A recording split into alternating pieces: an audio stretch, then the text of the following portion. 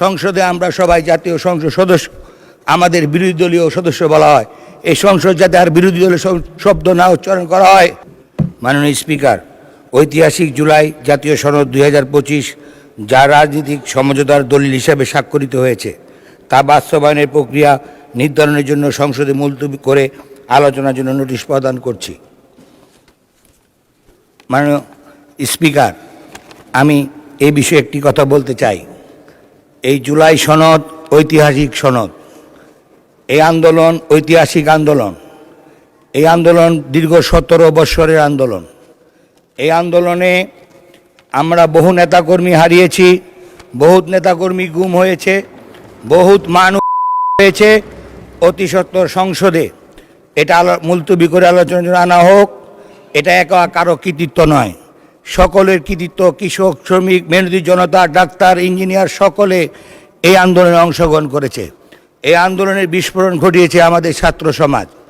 আমাদের ছাত্র সমাজ আমরা 17 বৎসর মিথ্যা মামলা, গুম, জেল, জুলুম এটার বহিঃপ্রকাশ। মানুষের শরীরে যেমন ফোড়া হয়, এই বিষ ফোড়া যখন বড় হয়েছে ছাত্ররা তা গালিয়ে দিয়েছে।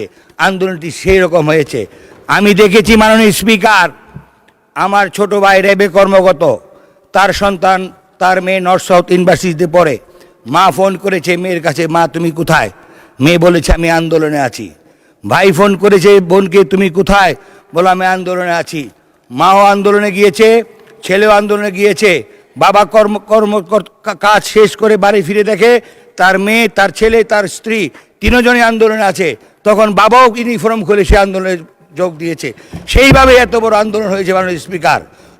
অতএব এটা পুঙ্খানুপুঙ্খানুভাবে সকলের মতামত নিয়ে সংসদে বিশদ আলোচনা করে এটা বাস্তবায়ন করা হোক।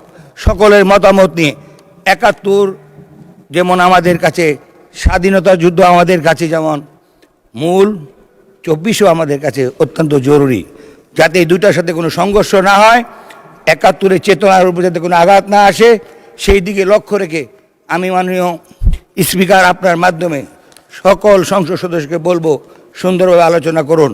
আরেকটি কথা না বললেই নয়, সংসদে আমরা সবাই জাতীয় সংসদ সদস্য, আমাদের বিরোধী দলীয় সদস্য বলা হয়। এই সংসদ যাতে আর বিরোধী দলীয় শব্দ না উচ্চারণ করা হয়। আমরা এই সংসদে এসেছি এই দেশের উন্নয়নের জন্য। আমরা সকলে মিলে মাননীয় সদস্য কাজ করব। আপনার নোটিশের বিষয়বস্তু উত্থাপন করুন দয়া করে।